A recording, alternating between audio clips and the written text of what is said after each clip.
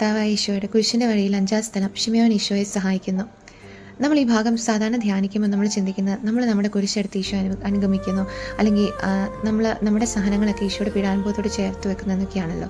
ഇപ്രാവശ്യം ഇച്ചിരി വ്യത്യസ്തമായൊരു ചിന്ത പങ്കുവയ്ക്കാൻ ആഗ്രഹിക്കുകയാണ്.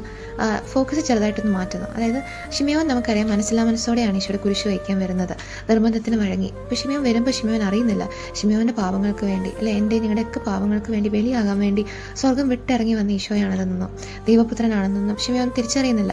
അപ്പോൾ ഈ യാത്രയിൽ ഇവർ ഫിസിക്കലി നല്ല ക്ലോസ് ആയിട്ടാണല്ലോ ട്രാവൽ ചെയ്യുന്നത്. അപ്പോൾ ആ ഒരു യാത്രയുടെ ഇടയ്ക്ക് എപ്പോഴെങ്കിലും ഒരു ഐ കോണ്ടാക്ട് ഉണ്ടായിട്ടുണ്ടാവും ഷിമയോനും ഈശോയും തമ്മിൽ. പാഷൻ ക്രൈസ്റ്റിൽ ചെറുതായിട്ട് നമുക്കിങ്ങനെ കാണാം. അപ്പോൾ നോക്കുമ്പോൾ ഈശോയുടെ മുഖം, രക്തത്തിൽ കുളിച്ച് കിടക്കുന്ന മുഖം, ആ നീലക്കണ്ണിൻ്റെ ഭംഗിയൊന്നുമില്ല, ഒരു കണ്ണ് പൂർണ്ണമായി ഇങ്ങനെ ഡാമേജ് ആയിരിക്കുന്നു. പക്ഷെ എന്നാലും ആ ഒരു കണ്ണ് വെച്ച് ഈശോ നോക്കുമ്പോൾ ഈശോ ആ ഒരു നോട്ടം വെറും ഒരു നോട്ടമല്ല, നമ്മുടെ അമ്മയുടെ ഉദരത്തിൽ ഉരുവാകുന്നതിന് മുമ്പ് തൊട്ടേ നമ്മളെ കാണുന്ന കണ്ണുകളാണത്. നമ്മൾ ചെയ്യുന്നതെല്ലാം, നമ്മൾ അയച്ചതെല്ലാം അറിഞ്ഞിട്ട് പൊന്നുപോലെ സ്നേഹിക്കുന്ന ആ സ്നേഹം മൊത്തം ആ ഒരു നോട്ടത്തിലുണ്ട്. കരുണ എല്ലാം ഷിമയോൻ അതെല്ലാം എൻകൗണ്ടർ ചെയ്തിട്ടുണ്ടായിരിക്കും ഈശോയുടെ ഒരു നോട്ടത്തിൽ നിന്ന്.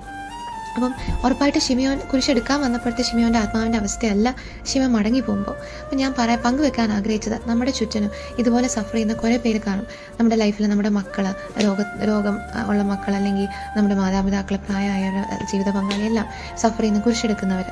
അപ്പോൾ നമ്മൾ പലപ്പോഴും സാഹചര്യങ്ങൾ നിമിത്തം നമ്മൾ അവരെ ശുശ്രൂഷിക്കേണ്ടി വരുന്നുണ്ട്, ടേക്ക് കെയർ ചെയ്യേണ്ടി വരുന്നുണ്ട്. പലപ്പോഴും നമുക്കതൊരു വലിയ സ്ട്രഗിൾ ആയിരിക്കും. പക്ഷെ നമ്മൾ സാധാരണ ആ സ്ട്രഗിളൊക്കെ ഈശോയ്ക്ക് സമർപ്പിച്ച് ഈശോയുടെ കൂടെ സഹിക്കാമെന്നൊക്കെയാണല്ലോ ചിന്തിക്കുന്നത്. അതിന് പകരം ഈശോ പറഞ്ഞിട്ടുണ്ടല്ലോ, എനിക്ക് നിങ്ങൾ ദാഹിച്ചപ്പോൾ എനിക്ക് വെള്ളം തന്നു. നമ്മൾ അവരെ ശുശ്രൂഷിക്കുമ്പോൾ ഈശോയെ തന്നെയാണ് ശുശ്രൂഷിക്കുന്നത്. എൻ്റെ മോളെ ഛർദ്ദിച്ച് ഞാൻ ക്ലീൻ ചെയ്യുമ്പോൾ ഈശോയെ തന്നെയാണ് ക്ലീൻ ചെയ്യുന്നത്. അല്ല, എൻ്റെ തളർന്നു കിടക്കുന്ന അപ്പച്ചനെ തുടയ്ക്കുമ്പോൾ ഈശോയെ തന്നെയാണ് ഞാൻ തുടയ്ക്കുന്നത് എന്നുള്ള ആ ഒരു വലിയ ബോധ്യം നമുക്കുണ്ടാവാൻ പ്രാർത്ഥിക്കാം. ഫ്രാൻസിസ് സി പുണ്യാളൻ ഒരു പ്രാവശ്യം ഒരു കുഷ്ഠരോഗി ചുംബിച്ചപ്പോൾ ഈശോയുടെ മുഖമായിട്ട് മാറി രോഗിയുടെ മുഖം. അപ്പോൾ അതുപോലെ നമ്മൾ മനസ്സിലാ മനസ്സോടെയാണ് ഇത് ചെയ്തു തുടങ്ങുന്നെങ്കിലും നമുക്ക് എപ്പോഴെങ്കിലും നമ്മുടെ ഈ ഒരു യാത്രയിൽ ഈശോയുടെ ആ ഒരു നോട്ടത്തിൻ്റെ വലിയൊരു സ്നേഹാനുഭവം നമുക്കുണ്ടാവും. അതിനുവേണ്ടി നമുക്ക് ഈശോയോട് പ്രാർത്ഥിക്കാം. ഒരു നിമിഷം കണ്ണടയ്ക്കാം. ഈശോയെ, ഞങ്ങളുടെ ജീവിതത്തിൽ ഞങ്ങളുടെ ചുറ്റിനും സഫർ ചെയ്യുന്നവരെ തിരിച്ചറിയുവാനും സന്തോഷത്തോടെ ഈശോയെ തന്നെയാണ് ഞങ്ങളെ ശുശ്രൂഷിക്കുന്നത് എന്നുള്ള ബോധ്യത്തിൽ അവരെ നോക്കുവാനും വേണ്ട എല്ലാ കൃപയും പരിശുദ്ധാത്മാവിലൂടെ ഞങ്ങൾക്ക് തരണമേ. അമ്മേ മാതാവേ, നിരന്തരം ഞങ്ങൾക്ക് വേണ്ടി മാധ്യസ്ഥ അപേക്ഷിക്കണമേ. ആമേൻ. കർത്താവെ അനുഗ്രഹിക്കണമേ. പരിശുദ്ധ ദൈവമാതാവേ, ക്രൂശിതനായ കർത്താവിൻ്റെ തിരുമുറിവുകൾ എൻ്റെ ഹൃദയത്തിലും പതിപ്പിച്ചുറപ്പിക്കണമേ.